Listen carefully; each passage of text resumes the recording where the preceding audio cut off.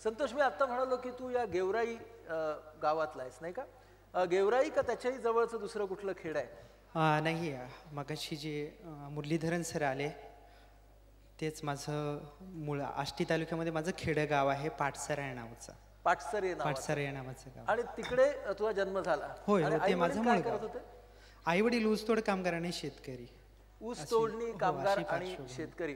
आणि शाळेमध्ये तू गेलास म्हणजे त्यांनी तुला शाळेमध्ये घातलं? हो, शाळेमध्ये होतो मी. पण आता ऊसतोडणी कामगारांना एका जागेवरून दुसऱ्या जागेवरती असं जावं लागतं? हो, सारखं ते 6 महिने गावाकडे असतं स्वतःच्या, आणि त्याच्यानंतर पश्चिम महाराष्ट्र ज्या ठिकाणी वगैरे अशी ऊसतोड कारखाने वगैरे असतील त्या ठिकाणी त्यांना जावं लागतं 6 महिन्यासाठी. 6 महिन्यासाठी? हे स्थलांतर कायमच ठरलेलं प्रत्येक. आणि मग जेव्हा आई बाबा स्थलांतर करायचं तेव्हा शाळेचं काय व्हायचं?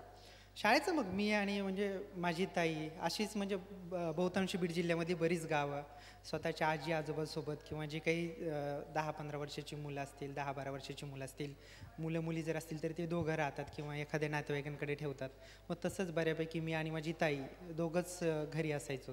आई बाबा कारखान्यावरती जायचे. आई बाबा 6 महिने कारखान्यात. आणि 6 महिने तुम्ही नातेवाईकांच्याकडे राहून शाळेला जात होता? नाही, स्वतःच्या आमच्याच घरी राहायचो, नातेवाईकांकडे नाही. तुमच्याच घरी तुम्ही दोघे? हो, मीच आणि माझी ताई माझ्यापेक्षा म्हणजे थोडीशी मोठी होती 2 वर्षानं, त्याच्यामुळं सगळं तीच करायची. म्हणजे स्वयंपाक वगैरे, खाणं पिणं, त्याच्यानंतर आम्हाला शेती पण बघावी लागायची. बरं. हां, म्हणजे आम्ही जे काही 10-12 वर्षाचे असो, पण त्याच्यानंतर आम्हाला शेती आणि स्वतःचं पालनपोषण म्हणजे तशा पद्धतीने आम्हाला करावं लागायचं. संतोषने आता एक शब्द वापरला, स्वतःचं पालन पोषण. वयाच्या 10व्या वर्षी आणि 12व्या वर्षी आपली सगळ्यांची एक अपेक्षा असते की आपलं पालन पोषण आपल्या आई वडिलांनी करावं. याचं बालपण इथूनच वेगळं आहे की वयाच्या 10व्या वर्षापासून त्याचे आई वडील हे 6 महिन्यासाठी घरापासून दूर आहेत. हा आणि ह्याच्यापेक्षा वयाने थोडीशी मोठी असलेली ह्याची बहीण, हे दोघे जण शेती घर हे तर पाहतायत आणि त्यातून स्वतःचं पालन पोषण करतायत. 10वी पर्यंतचं तुझं शिक्षण तू अशा पद्धतीने घेतलं? हो, 10वी पर्यंत शिक्षण गावामध्येच झालं माझं. हा, आणि त्यानंतर? आणि त्याच्यानंतर 11वी आणि 12वी मी तालुक्याच्या ठिकाणी गेलो, विज्ञान शाखेमध्ये घेतलं. आणि विज्ञान शाखेमध्ये तू 12वी केलं? 12वी केलं. आणि तेव्हा साधारण तुझं वय 18-19? हो, 19 म्हणजे 18 वर्ष झालं होतं 12वीच्या नंतर. आणि तुला त्या वेळेला काय करिअर करावी असं वाटत होतं? करिअर वगैरे ग्रामीण भागातलं असल्यामुळे खूप सगळ्या अडचणी राहतात. म्हणजे असं आणि स्पष्ट काही दिसत नाही आहे की काय करायला पाहिजे. ठराविक अगदी कोर्सेस असतात, तेच करायचे, D.Ed वगैरे, B.Ed वगैरे, किंवा कुठली तरी ITIची कोर्स करायची आणि त्याच्यावरती असं सगळं तुझ्या मनात होतं? सगळं अशाच पद्धतीचं होतं. आणि अशा वेळेला तुझ्या जीवनामध्ये काहीतरी एक विलक्षण घटना घडली, ती तुझ्या तोंडून आम्हाला ऐकायला आवडेल. म्हणजे नशिबाचं दुर्दैव, ज्यावेळेस चांगल्या गोष्टी चालतात त्यावेळेस अचानक काही ना काहीतरी होतं. तसं झालं. माझ्यापेक्षा जी मोठी ताई होती, जी आम्ही दोघं सोबत राहायचो, एक मायलेकराचं नातं झालं होतं दोघांचं. तिचं लग्न झालं 4-2 वर्ष चांगली सुखानं, म्हणजे तिच्या घरी चांगली गेली. त्यावेळेस दुसरं तिचं बाळणपण आलं, त्या दुसऱ्या बाळणपणामध्ये ती वारल्या गेली. आणि ती ज्यावेळेस वारल्या गेली त्यावेळेस म्हणजे आईपेक्षाही तिचं जे दुःख होतं ते जास्त मनाला भिडलं गेलं. आणि तिचाच धाक हे करून वडील नेहमी पंढरपूरचे वारकरी, नियमित पंढरपूरला जाणारे प्रत्येक महिन्याला, त्यावेळेस झालं असं की तिला घेऊन येणार होते या बाळणपणासाठी, पण पेरणीच्या दिवसामुळे जमलं नाही. आणि आले 2 दिवसांनी नंतर बातमी आली की तुमची मुलगी अशी अशी आजारी पडली. प्रत्यक्ष तिथे गेल्यावर बघितलं तर मुलगीचा म्हणजे देहच पडलेला होता तिथं. आणि मग त्याचे एक दुःख मनामध्ये वडिलांना हे झालं की आध्यात्मिकतेच्या जास्त जवळ असल्यामुळं पूर्णपणे स्वतःला अपराधी मानायला लागले. आणि त्यांनी ठरवलं की ह्या मुलीच्या पूर्णपणे मृत्यूला मीच कारणीभूत आहे. आणि ते तशी अपराधीपणाची भावना हे करून एक 4-6 महिन्यानंतर तेही घरातून देवाच्या याच्यामध्ये देवाचा प्रसार करण्यासाठी किंवा अध्यात्मात रमण्यासाठी घर सोडून गेले. तेव्हा कायमचेच गेले, आतापर्यंत आलेच नाही. म्हणजे वडील कायमचे गेले. जी आईच्या ठिकाणी असलेली ताई होती ती गेली, आणि त्या ताईचं बाळ पण गेले. छोटं होतं, जे छोटं बाळ ते पण गेलं. आणि ह्या प्रसंगानंतर तुझ्या समोर एक मोठाच प्रश्न निर्माण झाला आणि त्याचं उत्तर तू शोधलंस. एक तर घरामध्ये मीच सगळ्यात जास्त शिकलेला होतो. आणि त्या काळात जे ताईसोबत घडल्यानंतर कळलं की भाऊजीच्या आणि तिचे थोडंसं वाद झालं होतं, पोटात लात मारली म्हणून ते 2 महिन्या आधीच तिचं तसं झालं होतं आणि ते मूल पण मारलं गेलं. मग ती ऐन तारुण्यात गेली, बाबाई असे घर सोडून गेले. त्याच्यामध्ये आमचा घरचा, आईचा किंवा कुणाचाच काही अपराध नव्हता. सगळ्यांनी निसर्ग म्हणा किंवा काहीतरी सामाजिक विकृतीतून ह्या सगळ्या गोष्टी घडल्या. आणि त्याच्यामध्ये मग आपले जे नातेवाईक म्हणतो, आपली जी रक्ताची माणसं म्हणतो, त्यांच्याकडून वेगळंच अनुभवायला मिळतं. जे आपण ज्यांच्या भरोश्यावरती आपलं आयुष्य जगायला निघतो, मग ते कोणीच आपलं नसतं, ते नंतर कळतं ज्यावेळेस आपल्यावरती वेळ येते. मग त्यावेळेस जाणवलं की आपण आपलं कोणीच नाही, आपण स्वतःच काहीतरी करायला पाहिजे. काय करायला पाहिजे? असं स्पष्ट काहीच जाणवत नव्हतं, पण त्यावेळेस जाणवलं की माझा अपराध नाही, काहीच नाही, पण समाजात अशी लेकरं असतात ज्यांचा कुठल्याही प्रकारचा अपराध नाही, काहीच नाही. त्या मुलांना फक्त काहीतरी थोड्याशा मदतीची गरज असते, थोड्याशा आदराची गरज असते. एक मित्र म्हणून तेवढा आधार द्यायचा. अशा मुलांसाठी काम करायचं की ज्यांच्या डोक्यावरचा हात हरवलाय किंवा पाठीवरती हात फिरवणारं कोणी नाही, त्या मुलांसाठी आपण काम करायचं. बरं, आणि मग तू काय केलंस? मग मी मी पहिल्यांदाच गेवराई फक्त वर्तमानपत्रातून वाचत होतो. 12वीला असल्यामुळं प्रॅक्टिकल असायचं आणि थोडासा वेळ मिळायचा. गाडी सकाळी गावाकडून 7 वाजता असायची, ती संध्याकाळी 7लाच गावामध्ये यायची. त्यावेळेस मोकळा वेळ मिळायचा, तर हे पेपर झाला का तो पेपर चालणं व्हायचा. आणि त्याच्यातून मग जाणवलं की गेवराईमध्ये खूप सगळ्या जे काही सामाजिक विकृतीच्या घटना येतात, नवऱ्याला बायकोनं मारणं, जे काही बॅकवर्ड क्लासची लोक येतं, मागासवर्गीय वगैरे, ही खूप जास्त प्रमाणामध्ये येतात. आणि त्यांच्यामध्ये जास्त लग्न करणं, 2 लग्न करणं, 3 लग्न करणं, बायका मारणं, हुंडा मागणं, ही जी असं चोरी, त्याच्यानंतर पारधी जमातीची लोक, भिल्ल वगैरे, ही अशी यांच्यामध्ये सरस घटना घडतात. आणि बऱ्यापैकी अनेक मुलं जन्माला येतात, मुलं याच्यातून जन्माला येतात. आणि बंजारा समाज आहे तर त्याच्यात होतं कसं की ते खूप लहान वयामध्ये मुलींची लग्न करतात. ऊसतोडणीसाठी त्यांना पाठवायचं असतात, खूप सगळं उचल मिळते ऊसतोडणीसाठीची, त्याच्यामुळं कवळ्यापणामध्ये लग्न करतात. त्याच्यातून त्यांना कळतही नाही, त्यांची आपत्ती होतात, काही केले तरी ती मुलंच असतात, त्यांचे वाद होतात, त्याच्यातून एखादा जिवारी टोला लागतो, काही ना काहीतरी घडतं, त्याच्यातून ती मुलगी जाते, ती मुलगी गेली की हा मुलगा तुरुंगात जातो. त्याच्यामुळे ते आपत्य जे राहिलेलं असतं तर त्याच्यात म्हणजे मुलीच्या आईची घरचे स्वीकारत नाहीत आणि मुलाच्या घरचेही स्वीकारत नाहीत. मग अशा मुलांच्यासाठी तू काय करायचं ठरवलं? बस त्या मुलांना फक्त आपण आधार द्यायचा. मग आधार द्यायचा म्हणजे त्यांना जगवायचं, हात जगवायचं बस. बरं, आता तू मला सांग, त्यावेळेला तुझं वय होतं फक्त 19 वर्षाचं. तुझ्यावरचं वडिलांचं छत्र गेलेलं, बहिणीचं छत्र गेलेलं, आणि तू असा विचार करत होतास की माझ्यासारखी जी पण खूप छोटी मुलं आहेत त्यांना मी आधार देईन. मग काय झालं? पहिल्यांदा असं बाळ तुला कुठे मिळालं? पहिल्यांदा म्हणजे पहिल्या याच्यात मला एक 7-8-10 दिवस फिरलो मी, खूप सगळी गावं फिरलो, आजूबाजूची तांडे वस्ते वगैरे फिरलो. तिथं लोकांना सांगितलं, आता 12वी झालेलं म्हणजे असं बघितलं ना समोर की लोकांना वाटायचं की याची ऐपत किती, आणि लोकांना सांगायचं मला असं असं काम करायचं. लोकांचा विश्वासच बसत नव्हता. म्हणजे माझीच पंचायत आहे हे उघड त्यांना कळत होतं, त्याच्यामुळे विश्वास ठेवायला कोणी तयार नव्हता. पण दुर्दैवाने अशी काही मुलं होती, मला पहिल्या 7-8-10 दिवसामध्ये 7 मुलं भेटली. पहिल्याची होती ती साधारण एक असे 8-10 वर्षाच्या त्याच्यातली होती सगळी, ज्यांना कुणी नव्हतं, ज्यांना कुणीही नव्हतं असं पद्धतीचं. त्यांना घेऊन तू आलास? त्यांना घेऊन आणि त्यांच्या बरोबर राहायला सुरुवात केली, राहायला. आणि त्यांच्या हॉस्टेलला म्हणून, घराला म्हणून, निवाऱ्याला म्हणून तू सुरुवात केलीस. स्वतःलाही तुला काय करायचं माहित नव्हतं, तू 8-10 जीवांचं हे संगोपन करण्याचा निर्णय घेतलास. तुला अशी भीती नाही का वाटली की अरे पैसे कुठून मिळतील, मी काय करेन? काय केलंस काय तू? खरं तर मला एक सांगायला म्हणजे जे माझ्यात अज्ञान होतं ना त्याचा खूप फायदा झाला मला, की हे केल्याने हे होईल का नाही असं काहीच माहिती नव्हतं. फक्त जे काही करायचं ते मलाच करायचं आणि मला लगेच करावं लागणार आहे. त्या अज्ञानाचा खूप फायदा झाला मला, असं मला वाटतं. बरोबर. त्याच्यामुळे माझी जी काही गरज होती, माझ्याकडे म्हणजे काहीच नव्हतं. गेवराई माझ्यासाठी पूर्ण नवीन तालुका होता, तिथे फक्त काम करण्याची गरज होती. तर मग गरज म्हणलं पहिलं आपल्याला घर पाहिजे डोक्यावरती, म्हणून एका भेटलो, त्यांनी शेतीमध्ये जागा दिली. तर मग तिथं सोय लागत नव्हती, तिथं मग पत्र्याचं शेड वगैरे उभारलं 3 खोल्यांचं. उधारीवर ते पत्रे घेतले, 5,000 रुपये होते माझ्याकडं. त्याच्यातून उसनवरती म्हणजे त्याच्या आधी औरंगाबादला 6 महिने मी काम केलं होतं पैसे मिळवण्यासाठी, पण ते पैसे मला जमाच होत नव्हते तेवढे. म्हणलं आता आयुष्यभर असंच चालायचं, त्याच्यामुळं चला म्हणलं जायचं. काही लोकांकडे गेलो, गेवराईमध्ये खूप लोकांना भेटलो, सांगितलं, पण कोणी तयार नाही झालं. त्याच्यात एक माणूस थोडंसं त्या ठिकाणी म्हणला मी करून देतो, म्हणजे मदत करतो. आणि त्याचे पत्र्याची दुकान होते, त्याच्याकडून 75 पत्रे घेतले, वरती 15 पत्रे आणि बाजूने 60 पत्र्याचं शेड मारला, सगळं उधारीवरती. बरोबर सगळ्या लोकांना महिन्याचा वायदा केला होता, महिन्यामध्ये तुमचे पैसे वगैरे देतो म्हणून. खूप खोटं बोललो त्या काळात सुरुवातीला, त्याच्याशिवाय कोणी विश्वासही ठेवत नव्हतं. बरोबर. आणि त्याचं झालं, महिना झाला, लवकर भरून गेलं. 1 महिन्याचं मुलांचं राशन भरलं होतं, त्या महिन्याच्या याच्यामध्ये मुलं आणली. आणि नंतर मग तिथून पुढचा प्रवास सुरू झाला, रोजच्या गरजा भागवायला. मग नंतर बाहेर पडलो, लोकांकडे मग दारोदारी फिरायला लागलो. लोकांकडून ज्या आपल्या गरजेच्या वस्तू येतात, ज्या काही लागतात, पैसा म्हणा, धान्य म्हणा, वस्तू म्हणा, ज्या काही लागतील ते मागत फिरायला लागलो. मग सगळं दारोदारी. मला सांग, ह्या घराचं नाव काय ठेवलं तू? सहारा, सहारा परिवार. सहारा परिवार. परिवार असं या घराचं नाव ठेवलं. हो. आणि हळूहळू मुलं वाढत वाढत हो. आज तुझ्याकडे किती मुलं आहेत? आता माझ्याकडे 44 मुलं आहेत. वेगवेगळी कौटुंबिक पार्श्वभूमी असणारे 44 मुलांना तू आज आधार देतोयस. आणि हे 19व्या वर्षी तू सुरू केलंस. हो. आज तू 27 वर्षाचा आहेस. हो.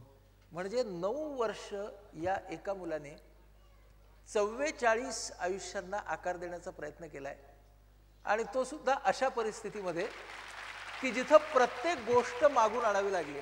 प्रत्येक अपमान झाले असतील ना रे संतोष? खूप खूप सगळे. एखादा जिव्हारी लागलेला प्रसंग असे खूप सगळे येते, त्याच्यामुळे ठराविक असं कुठलाच सांगता येत नाही. बरं. पण बीडमध्ये एकदा अशी खूप अडचण होती मला. आज म्हणजे त्याला 1-2 दिवसापूर्वी 1 वर्ष झालं. मी एका माणसाकडे मदतीसाठी गेलो होतो. तर तो अक्षरशः म्हणजे दारू वगैरे पिला होता आणि सॉरी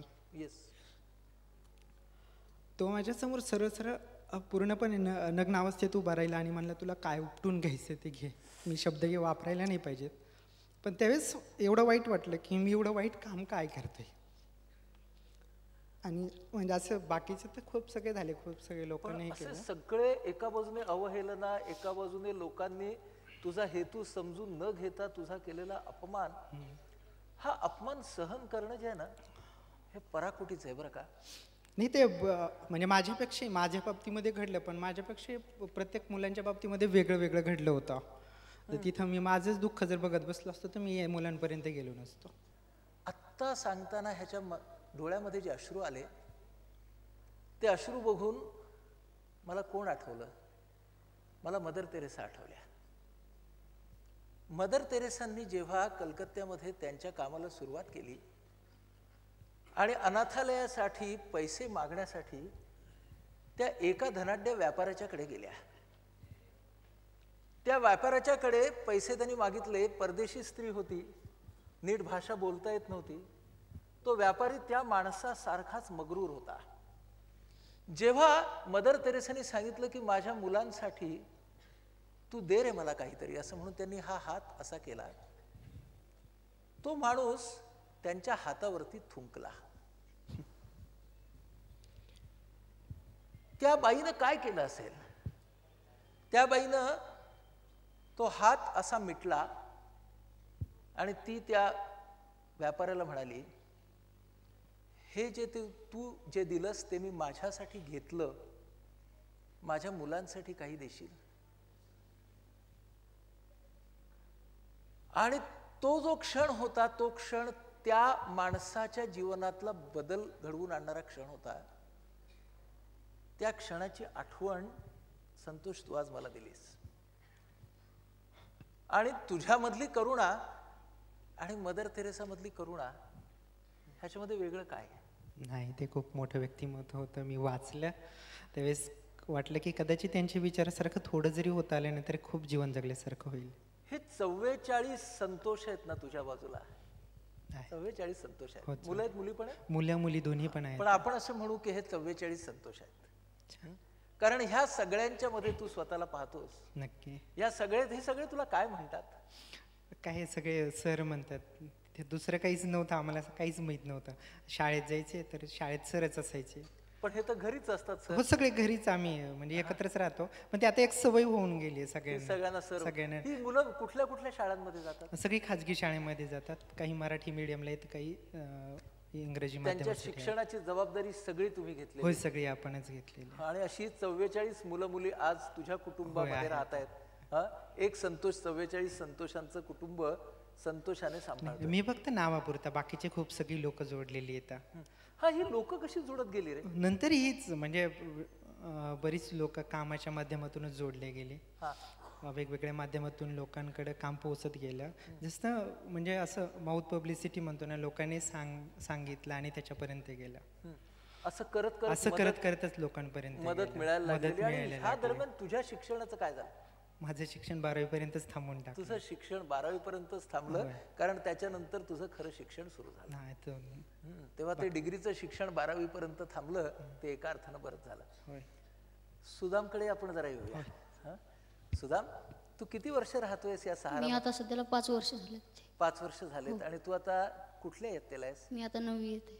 9वी मध्ये आहेस. आणि तू आलास इथं तेव्हा कुठल्या इयत्तेला होतास? मी 5वी मध्ये होतो. 5वी मध्ये होतास. आज तू 9वी मध्ये आहेस. हा, इथं तू आलास ह्या 5 वर्षामध्ये. हे घर आहे ना तुझं, इथं तू राहतोयस, हे सर आहेत. हा, आता तू 9वी मध्ये आहेस. इथं आल्यापासून तुझ्यामध्ये काय काय बदल झाले रे? मी इथं आल्यापासून मला गावाकडे कपडे सुद्धा घालायला भेटत नव्हती. ते मला इथे कपडे घालण्यासाठी मिळाले. मला गावाकडे वही, पेन, पाटी सुद्धा भेटत नव्हती. ती आज मला इथे पाटी सर्व मी काही इथं सुविधा उपलब्ध आहेत. कपडे मिळाले, पाटी मिळाली. हो, आणि ज्ञान पण भरपूर मिळालं. आणि ज्ञान मिळालं. आणि त्याच्या बरोबर अजून कोण कोण मिळाले? त्याच्यामुळे मला माझे आई वडील मला विसरून गेले, तर दुसरे आई वडील माझे संतोष सर मला मिळाले. येस, आई वडील मला विसरून गेले होते, पण मला माझे आई वडील परत मिळाले. तू मोठा होऊन कोण होणार सुद्धा? मी मोठा होऊन म्हणजे मला एक समाज सुधारक व्हायची इच्छा आहे. असंच काहीतरी करावं. हो, अशी तुझी इच्छा आहे. हो. वा वा वा. हा सुदाम आहे? नाही, हा सुद्धा संतोष आहे. मगाशी आपण जे गाणं म्हटलं ना, बिंदू बिंदूने बनतो सिद्धू, तर हा संतोषचा एक इतका छोटा प्रयत्न त्याच्या वेदनेमधून वेद निर्माण करण्याचा, आणि काहीही नसताना स्वतःकडे त्याने हा प्रयत्न सुरू केलाय. हा प्रयत्न फक्त 9 वर्षाचा आहे. तुम्हा सर्वांच्या सहभागातून हा प्रयत्न पुढे जाणार आहे. सगळ्याच्या सहभागामधूनच इथपर्यंत आलं. प्रत्येक गोष्टी म्हणजे जी काही अगदी घरात चमचा वगैरे जरी आला आणि आतापर्यंत ज्या काही वस्तू येतात त्या प्रत्येक गोष्टी पाठीमागं कोणाचा ना कोणाचा अधिक म्हणजे आधार आहे. आणि त्याच्या पाठीमागं इतिहास आहे थोडासा का होईना, सगळ्या गोष्टी पाठीमागं. आज ह्याच निमित्तानं आम्ही तुला ह्या वेदच्या व्यासपीठावरती बोलवलं आहे. बाबा आमटेंचे शब्द आहेत, शृंखला पायी असू दे मी गतीचे गीत गाई, दुःख उधळा यास आता पावलांना वेळ नाही. बरोबर. दुःख उगाळत बसायचं नाही. बाबांचे दुसरे एक वाक्य आहे, ते मला नेहमीच आवडतं. म्हणजे वेद शिकवत नाहीत ते वेदना शिकवते. जे वेद शिकवत नाहीत ते वेदना शिकवते. मला असं वाटतं ना, बोल. नाही बोल. नाही नाही नाही, तू इतकं छान बोलतोयस. आणि तुझं जे बोलणं आहे त्याच्या मागचा जो विनय आहे, तुझी जी नम्रता आहे आणि तुझ्यामधली जी कळकळ आहे ना, ही शतांशाने जरी आमच्या रोजच्या जगण्यामध्ये उतरली तरी आमचं रोजचा दिवस संपन्न होईल. मित्रो, आज आपण या सन्मान पुरस्कारासाठी संतोषचा इथं सन्मान करणार आहोत. मी वेदच्या प्रतिनिधींना इथं आमंत्रित करतो आणि त्यांच्या हस्ते आपण संतोषचा सन्मान करणार आहोत.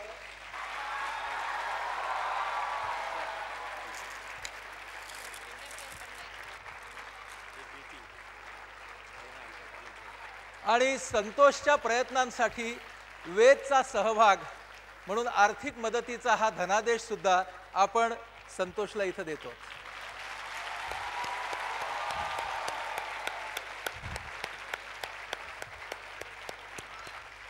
संतोष आपल्याशी जे बोलला त्याच्या प्रभावातून बाहेर यायला आपल्या सगळ्यांना खूप वेळ लागेल.